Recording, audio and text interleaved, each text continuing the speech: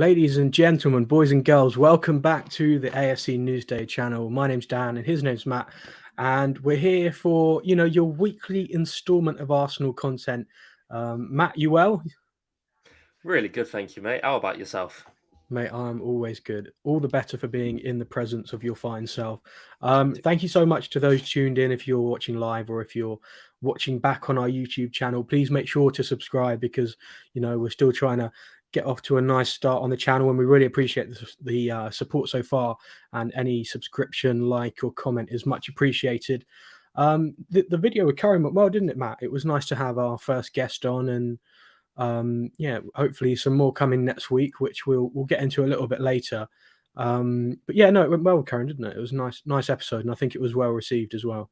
Yeah, really enjoyed it. I mean, we always like the idea of getting guests on, just to have the first few episodes to ourselves because got to be selfish about it. No, got to just bed things in, and then we can start introducing people. And yeah, I'm very excited to continue recording this with you. 100%, mate. 100%. We're getting towards the stage now where football's back, the Arsenal are back, and pre-season tours finished. It was nice to be spending my 3 a.m.s and my 4 a.m.s watching the Arsenal, and it was a successful pre-season tour in the end. I'd say, Matt, would you agree with me? Successful pre-season tour? Yeah, definitely. I think when you add context to the results as well, I think the main takeaway from preseason is not to go too crazy about results because even the games we did win, I mean, MLS, no disrespect, I'm not really taking it as anything. And Barca should have been far more than it was, and they went and panned Real Madrid 3-0. So it's a weird one. In the United game, we conceded two very sloppy goals, particularly obviously the second was unfortunate. But it's not really ones to draw crazy conclusions. It's nor I think it's more about the game state and how it was played and the intensity and stuff like that. But at the same time, the pitch it's on does have a big hindrance. But yeah, in general, been really happy. Obviously, as well, that United game, for example, the first time playing that midfield three. Obviously, Rice couldn't play against Barcelona, which is unfortunate. But Yes. hopefully he'll be playing against Monaco tomorrow. So. Who are your standouts from the games over in Germany and the US? Were anyone in particular stood out for you? There's quite a few. I'd break it down into two because Germany, I don't think there was many. So it's easier just to say Germany, the two young boys shined. I thought Jesus again was really good. Yeah. I think Nketiah was pretty good. I can't even remember too vividly now. It's not nearly a month ago, but what, about 3 weeks ago? Yeah. So there's that. But yeah, from Germany, those few, not really too much to say. First half was good, second half not. And then US, I'd say Fabio Vieira's gone under the radar. I feel like the fan base very clearly has its favourites, but I thought it was good, and the areas which you want him to improve in, he's looking a lot better in physically and imposing himself in the game, which is good stuff. And always knew a preseason would be beneficial to him. I thought Gabriel Jesus is just another level good, and him getting back to his sharpness is almost like a new signing. I know it's a cliche saying, but it is. He is so good for me. One of the best nines in like all of football for me. So yeah, I don't really like the 9 debate too often. But anyways, let's go on the tangent. And then I think who else has been really good? Timber's obviously been really impressive. The versatility on show as well. I won't name them all. I'll let you name a few in a second as well. Otherwise, I'll take them all for myself. But yeah, those few definitely. Obviously, Saka. I think the fact that even if you look at last season, he still did start off a tiny bit slow. So the fact that he's already looking as sharp as he is incredible and quite very exciting. And yeah, you've got Martinelli, who didn't really play too much, obviously the injury and stuff. Saliba's looked really good, and it's great to see him back. Odegaard. There's a few others who are definitely jumping out to me, and I can't. Honestly, my mind's just gone blank over players of this Arsenal team.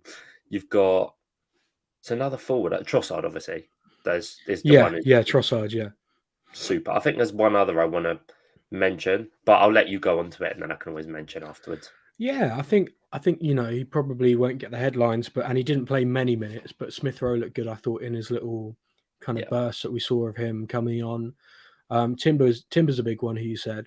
I think he looked really good, like versatile, exciting, and very comfortable on the ball. And I'm looking forward to seeing what he can do for the next leg of the pre-season when we've got coming up this week. We're going to be there. We're going to be at the Emirates Cup, which is tomorrow. So, Matt, looking forward to seeing you there, mate. It's going to be exciting.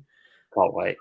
And then we've got the Community Shield on Sunday, which is, it's one of those games where, rival fans don't take it seriously at all. And the losing team in the Community Shield, it's like, oh, it's just a Community Shield. But if you win it, then it's one of the trophies you can add to the accolades. If you win 2 others, then you've won a treble, or if you win one, you've won a double with the Community Shield. No, but it's a day out at Wembley, and you can't knock that. And it's one of the things me personally, I don't like about this new generation of football fan in some way, where you get bashed for over celebrating, for being excited about particular games and stuff. And for me, man, just enjoy going to watch football. It's a privilege to be able to do it, and just if you have too much fun, then it's their loss at the end of the day. So I'm looking forward to the Emirates Cup tomorrow, and also Wembley.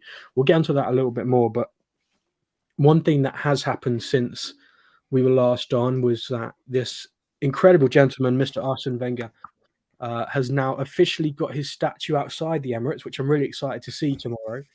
It's just outside the North Bank, apparently. It's got a nice little like shrine of flowers and stuff around it, hasn't it, Matt? I mean, we haven't seen it in person, but it looks really, it looks like a nice addition to the other statues around it. It was needed, really, wasn't it, Matt? It was needed.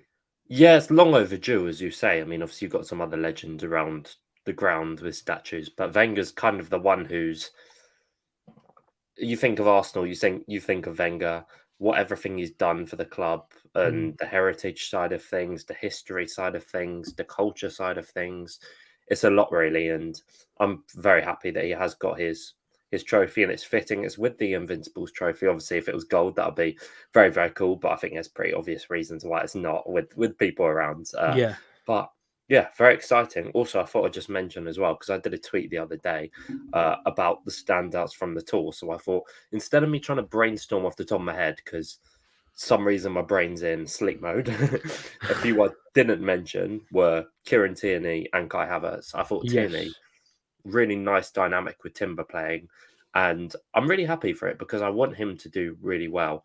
I feel like, as I said earlier, the fan base has its favourites, and is another split player, but really good quality player, really useful profile, and it's just a case of being fit. And the fact there's less reliance on that being the case now is really good as well. And Kai Havertz's movement's been really good. His instinctive goal scoring's been very good. Obviously, the 2 goals, 2 back posts.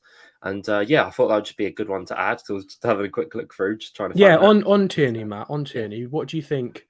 What do you think the future holds for him? Because it's clear from last season that there's people ahead of him, but I think almost sometimes Arteta's maybe overthought it a little bit too much, and you've just got to stick Tierney in there. And his role's changed a lot, obviously, from what we've seen, and he now likes to come inside and, like Zinchenko does when he's in that position. And it's a very different Kieran Tierney we now see when he does play, but he's still a solid player, isn't he? And he still gives 100%, and not just giving 100%, but also got the quality to back it up in a lot of situations. What do you think the future holds for Kieran Tierney? Yeah, it's an interesting one, really, because if you asked me this at the start of the window, I really would think he's as good as gone. But yeah, same to be honest, same, yeah. And I've always been a fan of his, but you also accept that, particularly for the player side of things, if he's not playing as much as he'd like to, he's a really good quality international level player. It's understandable if he does want to go and move on, maybe closer to his homeland in Scotland or Newcastle, which is obviously closer to where his upbringing and everything. But if we can keep him, I think more for us. And that very much seems like that will be the case. And obviously, his transfer window can throw weird spirals, particularly when teams get more desperate and the window comes to a close, which we are slowly approaching, very slowly. But still about another month or so left, a bit over. So it'll be interesting to see what else happens there. But yeah, with Tierney, I think, as I say, it'll be a really good bonus if Arsenal can keep hold of him. It's a really useful profile. And to be honest, he's not Zinchenko. Everyone knows that. No, and Zinchenko was honestly superb for us last season. I think people don't gloss over, don't really do him justice a lot of the time. Obviously, back end of the season and the defensive moments you can pick out or be whatever. But there are moments from every player. It's a young team; they're going to learn. It is what it is. That's how life is. Really, any player can make a mistake at any given time. It's just when they make that mistake. But yeah, what do you think about Kieran? I think it's an interesting player. I'd like to keep him personally. I think if he stays and he can be used in the Champions League, then he'd be a huge asset to Arsenal.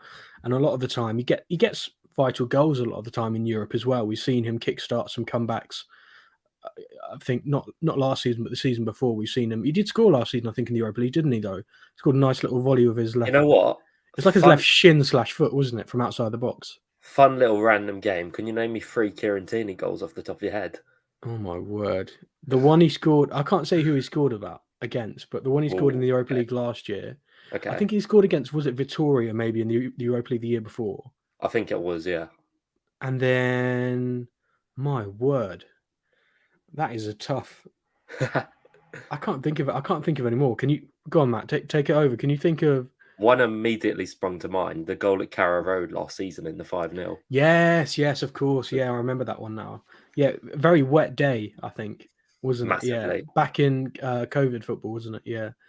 But I'd love to see Arsenal keep Kieran Tierney. I think he'd be huge if they can keep him. And in the likes of the Champions, he won't. Let's be honest for a second here. He won't be starting in the Premier League week in, week out in that left back role if Zinchenko is fit. And also, you think Tomiyasu and Timber have also shown they can play there. And Arteta, in some situations, has chosen that you prefer to play those players there. So it's an interesting situation. But I'm a big Kieran Tierney fan, and I still think 25 million or whatever Arsenal signing from Celtic was an absolute steal, an absolute bargain.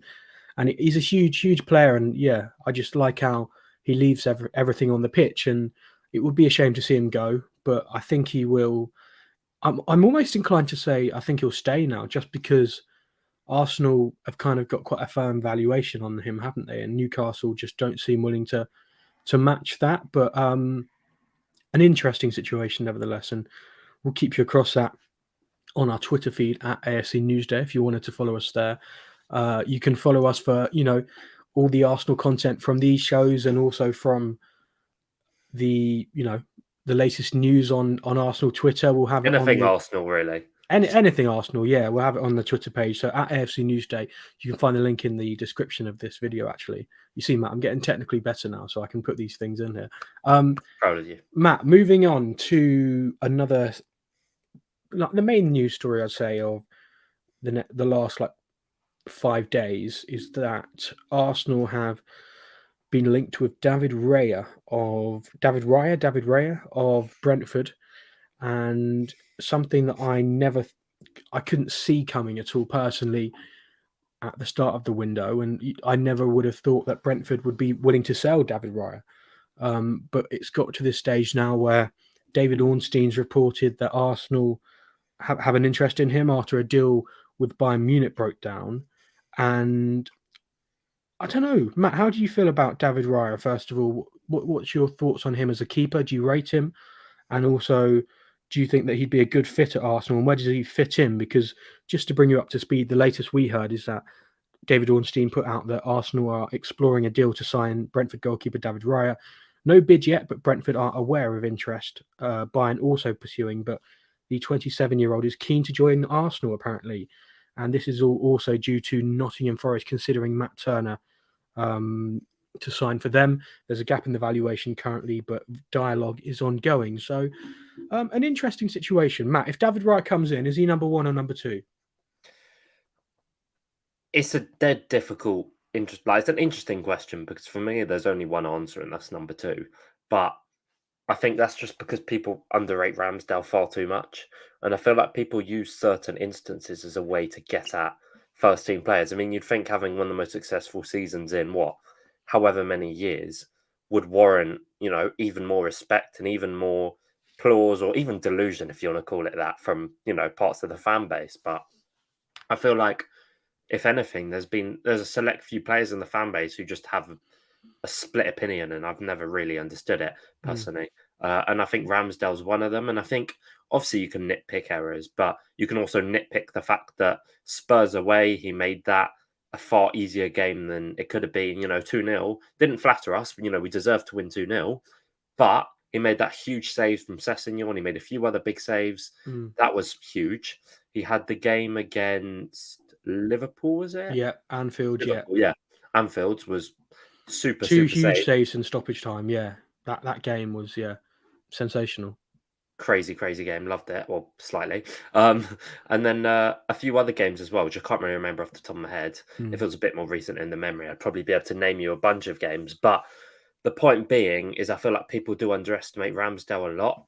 And I feel like initially when I was watching like Ramsdale against United or even Barca, I was like, oh, why is his distribution so whatever?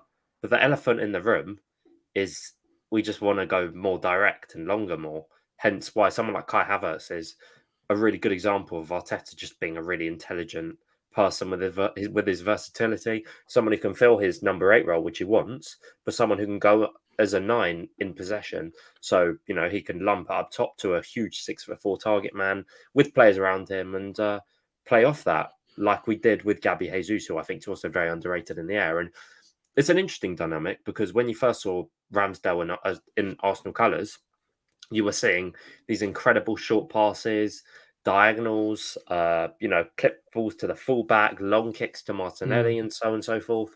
But now you more see a long ball direct and maybe, kicking it first time a lot of the time. Maybe that's just a thing of like not taking any risks after, instances last season. Maybe that's obviously speculation or opinion or whatever you want to call it.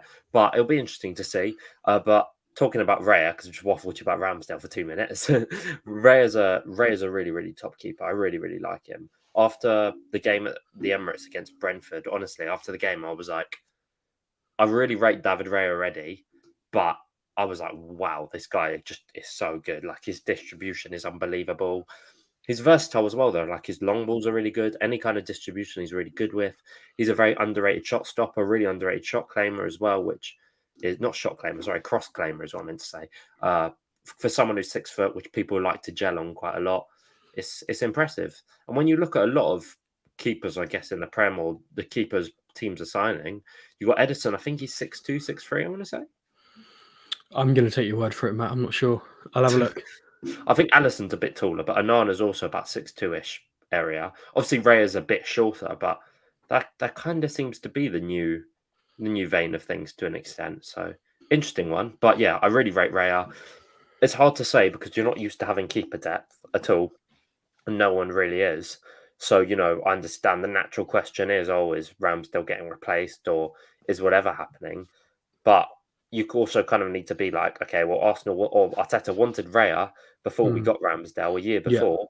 And you've also got to be like, once we lost Emi Martinez, we didn't want to. We wanted him and Leno.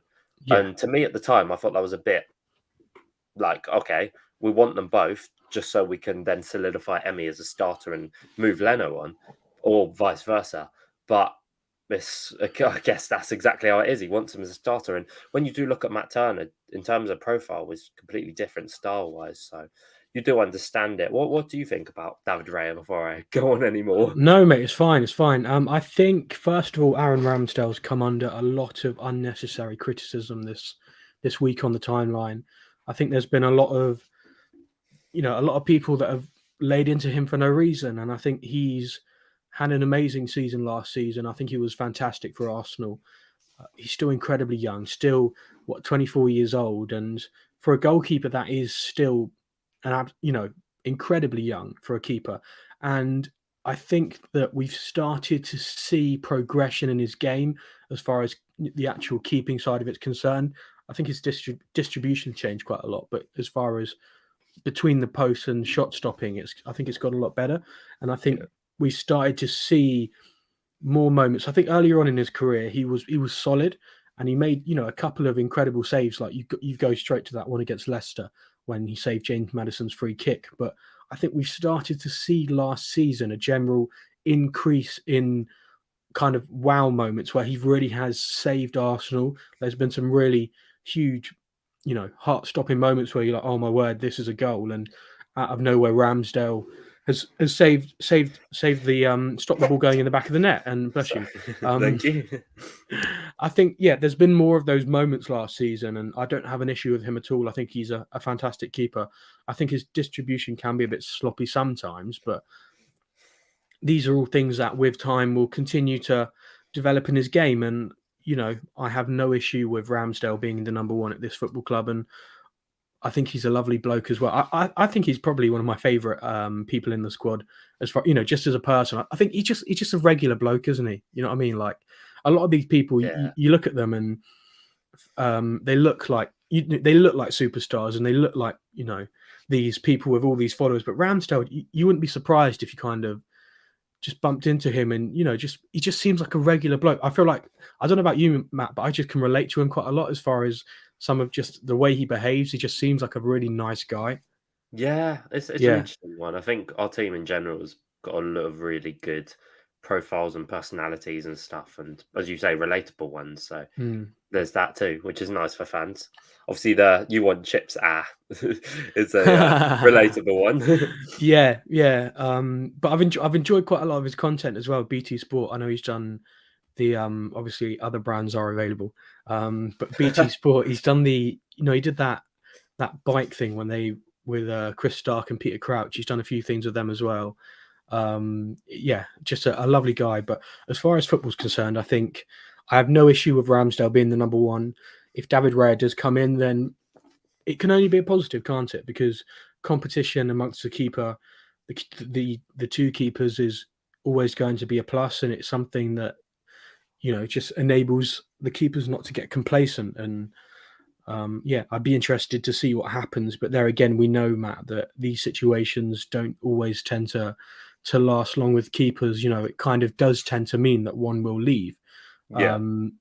If David Raya does come in. So we'll wait to see what happens, and then I think if it does actually go through, it will be an interesting topic to talk about. I think there are a few big talking points as well on Ramsdale and Raya. One of which for me is Ramsdale's one-on-one has been. I don't have any stats or anything, but I think he's statistically one of the best in the league at it, bar Alisson, which is huge for a player who wasn't as good one-on-one before.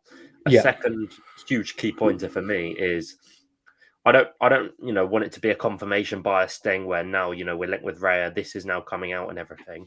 But I think it is also true that Ramsdale being on his toes and having competition, even in an unorthodox area, is a very logical thing, because no disrespect or anything like that, but he's the bona fide starter. Like no one's laying a glove on him really. No.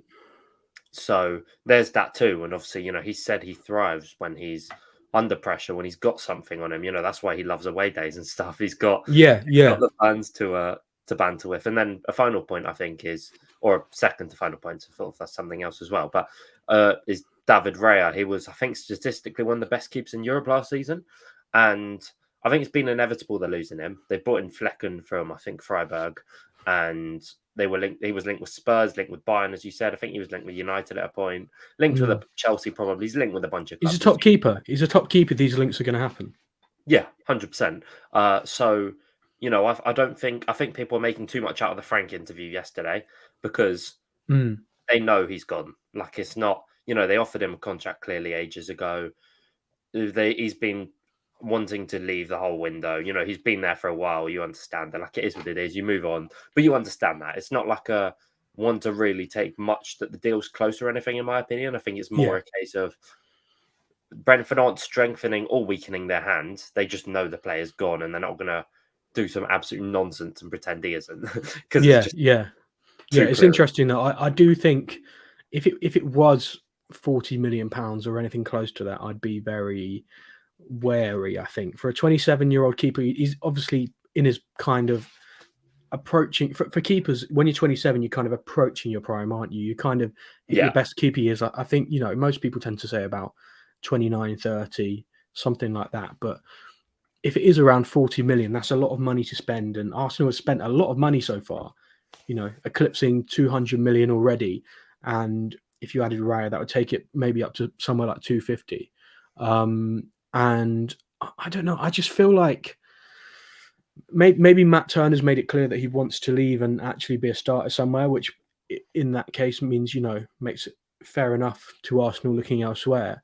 I think that was going to be my next talking point. Yeah, Matt Turner. Yeah, What do yeah, you think? Matty Turner. I think it's just, I think his penalties record's incredible, isn't it? But I think he's not really been given that chance, and keepers it's kind of tough because you don't tend to get injured or have long-term injuries. So I think, yeah, if Matt Turner's gone to Arsenal and said, "Look, I want to move on and get a challenge elsewhere," then fair enough. But I think there are personally, we'll talk about it after this, but I think there are positions of more urgency that need more depth in, I'd say, than goalkeeper. I think, that right wing spot is an obvious one. And I would maybe feel a little bit more comfortable if we had another centre midfielder brought in as well at Arsenal. To be honest, I thought the next keeper link would be a third choice keeper, not a Yeah, second choice or a first choice, because yeah. no disrespect, but I'm not entirely comfortable with the current third choice situation with, I think, Well, Runarsson or Carl Hein, isn't it? yeah, not unfortunately quite of, the level where you're confident they could just step in for any real game. But No, yeah, but I think at the same time, Matt, you don't, it's not, there's not, it's not the biggest worry, is it? If no, not at all. the third keeper, it's just kind of more comfort. And I think no matter how big the club is or how big, you could have just won the Champions League. Like Manchester City, for example. If your second choice keeper is good, then he's going to want to leave. It's ultimately the way it is, and it's a really interesting position in the sport because there's only one position, and only one person can play that. Like Kai Havertz isn't going to be told, "Oh yeah, mate, you're going in net next week." Like it's going to be that's probably going to come back to bite me now. And Arsenal going to get 2 players sent off or something in a Europa League game, and Kai Havertz is going to go in net or something. Europa League, steady on. I don't want to hear about sorry, that. not all my words. Champions Steady League. on. No, yeah. Carabao Cup. With. Yeah. But yeah, it's an intriguing position. But what did you want to say about Matt Turner? Oh, I think that was just a discussion point for him. Yeah. He's linked with Forest. There's been a bit of updates about departures. I don't want to say finally, but you kind of expect it to happen. Obviously, Cedric's been linked to quite a few clubs as it is. That seems like a formality. He didn't go on tour. Formality, really, as I say. I think he went on Germany, to be fair. Oh, yeah, he played. Of course he went to Germany, but then just didn't go to the US, which is kind of like, thankfully, because no disrespect to him, but he's just never. He's scored an absolute rocket on his debut against, was it? I want to say Norwich or Watford. Yeah, Norwich. Yeah, Norwich. Yeah. And I don't think anyone really. It was a weird signing when Arsenal signed Cedric, wasn't it? Because it was he's a Kia Drabkin client, isn't he? He's a Kia, one of Kia's clients. Oh yeah, of course. I was nearly dead confused. I was like, who's that? And Arsenal signed him on a 4-year contract, and everyone was kind of like, hold on a second, like why have Arsenal given Cedric from Southampton a 4-year contract? Yeah, it was interesting, but yeah, I mean, he needs to move on, doesn't he? Yep, there are a few like that, and there's no shame in that. You got Cedric, who, as I said, very much seems like a formality. You've got recently the 2 updates, which, not really too much to talk about, particularly with the first one, because we're not exactly unbelievably well informed. I don't think you watched Birmingham too much last season or Colorado Rapids, but Austin Trusty is seemingly closing in on a 5 million move to Sheffield United, or maybe a loan with option, some kind of move. But the interest seems very strong, and that's always going to happen. Was always going to happen, wasn't it? Yeah. And also an interesting deal as well. I know a name that probably won't be most familiar to most, but Zach Orr leaving and going to, it looks like, Southampton. So a centre back that I don't know, Matt, if you knew much about him, but I didn't know masses, but there always seemed to be names in front of him at Arsenal, didn't there? And there's not a kind of there's no progression in centre back position to the first team, is there? Honestly, just while you're saying that name, I'm just trying to stop my intrusive thoughts of coming up with the pun. Gosh. But no, I think what I was saying, a few episodes ago about how it was really important to make sure there is a pathway for these top young players. Like, obviously that's why it's so important. But at the same time, that's more so for the top young players, because we're at a point where, unless if you're top, or you Yeah. have something very specific about you, which is, appreciated, or there's something about you which, Arteta sees to that level, you're not going to make it at Arsenal in a high degree. And there's no shame about that at all. That's just how it is at top clubs, and top clubs who are performing like top clubs as well. So there's that. Best of luck to Zach. I don't want to say Zach like he's my best mate, but yeah. No, but mate, I was going to say as well. Do you remember we were chatting about the US tour and Winery and Lewis Skelly, and how well they did in Germany? Do you remember who said, "Oh, I wouldn't be surprised now if they just didn't go to America"? Internet cut off. What? Yeah, fair enough. Do you know what? Yeah, middle? I'm mystic. I am incredible. You know what? Talking of Nwaneri and Miles Lewis Skelly. Yeah, Nwaneri played a full 90 against Bournemouth. Mate, you were there, weren't you? Indeed. Go on, give us a little scouting report, a little match report. Honestly, the scouting report is for about 45 minutes. No, that's a lie. But we were playing the new crossover game, the new football crossover game. We're getting a bit too attached to that, so don't pay as much attention as you probably should have with the football. You've not game seen it? Yeah. No, I've seen it because all the posts come up with a sensitive thing over it, don't they? Fix up. I don't understand. It's just not sensitive, is it? No. But yeah, end up doing that. Can't really say too much, to be honest. Honestly, I couldn't be more useless with reporting on the game. I'll be completely honest. But mate, you paid money to go watch a game of football, and you didn't literally do the thing you paid money for. You didn't even watch the game of football, mate. That's outrageous. I did, to be fair, but not for the full 90. And I'm not the best at. No. You know what? If they had the names on the shirts, I'd be great. But I just that's poor from you, Matt. That's poor from you. I can't lie, but it is. But anyhow, Matthew, thank you so much for joining me again. Of course, as always, looking forward to Emirates Cup tomorrow and Wembley. We will have content for you. We will have plenty of content for you. Matt, I'm thinking about doing a little Emirates Cup match day vlog as well. What do you think about that? You know what? I think it's important to add variety, and why not? Sounds fun. Something different. So, absolutely. I mean, you did your non-league video versus a League One experience. That was pretty cool. If anyone's not seen that, go check it out. Yeah, you can watch it on the channel right now. I really enjoyed that. It was actually for my one of my final projects for uni I had to do. So I was like, you know what, I'll put it somewhere. So, yes, mate. It was brilliant, and if you want more kind of content like that, then make sure you leave a comment below. Please make sure to subscribe because it does mean a lot to us. I think we're on 61 subs at the time of speaking, which has been slow and steady progress, but we are here for the long run and the journey, and we look forward to continuing to grow and bring you brilliant content. So please make sure you hit that subscribe button and give the video a thumbs up if you can. Always much appreciated. And if you want to follow us on Twitter, I'm at DanGeorge47, which you can see just here. And Matt, which of your Twitters are you going to plug? I'll go for MattJSport_. Okay, MattJSport_. All the links are in the description, so make sure you follow. You follow the page, the AFC Newsday page, and you follow us individually if you want to, if you feel you must. Will hopefully brighten your days. You, just hopefully enjoy the content. I think one more topic as well needs to be had just before we end off. Monaco tomorrow. Go on. What are you expecting team-wise? What are you expecting in general?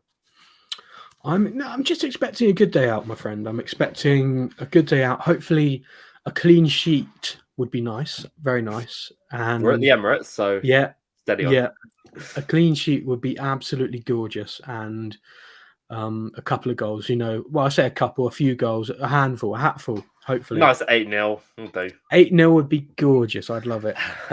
But yeah, just a chance to see some of the players that didn't feature as much in pre-season. I think Declan Rice is the main one that everyone wants to see. If he's involved, then brilliant. I think him. I don't know about you, Matt, but I'd love to see a midfield combination of Rice, Partey, and Odegaard in action. See what that's like.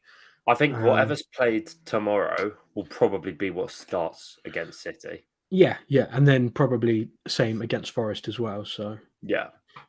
And go on, mate. What are you looking forward to? One final thing I've got to go on about in that topic, I guess. It was meant to be tomorrow, but I think it's been delayed. Third kit. There's been a lot of, Yes. noise about the away kit, but third kit, it's not officially been released by the club. There's been quite a lot of pictures, and I think the colouring has been known for quite a while. Mm. Dan, what do you think about it? I think it's gorgeous, mate. I really, really like it. I won't be spending £80 to buy it, but I really like it. I might have a little look in the club shop when I go up for the Emirates Cup tomorrow. But you know what, Matt? We'll do an official kit review when it's officially released, and we'll have pictures and everything to give everyone else a chance to see it as well. But I'm a big fan, mate. And again, I guess briefly, your thoughts too. Yeah, it's just the question is who's going on the back? No, I'm joking. Who's going on the back? Now, go on. Who's going on the back? I don't know. I'm not sure. Rice 41, maybe. Ooh, maybe for the home. But yeah, I think it's really nice. To be fair, the away kit has grown on me, but I'm honestly right. I'm Third dead kit's confused gorgeous, mate. Sorry, third kit. Wait, away kit. Yeah. Yeah. I'm dead confused if it's green or yellow because I see pics of it yellow, and then when I went to the Bournemouth game, for example, it was green. So it's Really? like, yeah, it confuses me. But either way, the greeny part of it, like the bright colours, I'm a fan. I don't know how I've gone on a tangent about the away kit when we're talking about the third kit, but yeah, we'll third do. kit. Yeah, Lovely. we'll do a proper kit review. We'll do a proper kit review when we get the chance to. We might do it in next week's video, but we will see. Yes, nice one. But yes, if you are tuned in now, thank you so much. Please make sure to smash the subscribe button. Much appreciated if you can do that. All the support is hugely, hugely appreciated, and we're very thankful for that. So cheers for that. And we will catch you in some special content next week. Matt, excited? Very, very excited. Can't wait to be back at the Emirates first and foremost. Hopefully can be there more, but obviously the ticket situation's in a bit of jeopardy. So Headache. we'll have to see with that one. But yeah, can't wait. What about yourself? Mate, I am very excited. I'm very excited. So make sure you're following our Twitters at AFC Newsday for any content surrounding the Emirates Cup tomorrow. I'm sure we'll post plenty on there. So make sure you're following that if you want to keep up to date with what the day's like and everything like that. But thank you very much for watching. Make sure to subscribe and like the video and leave a comment if you agree with us. And, Arsene Wenger finally getting that statue. It's brilliant to see. So thank you so much for watching, and we will catch you very soon.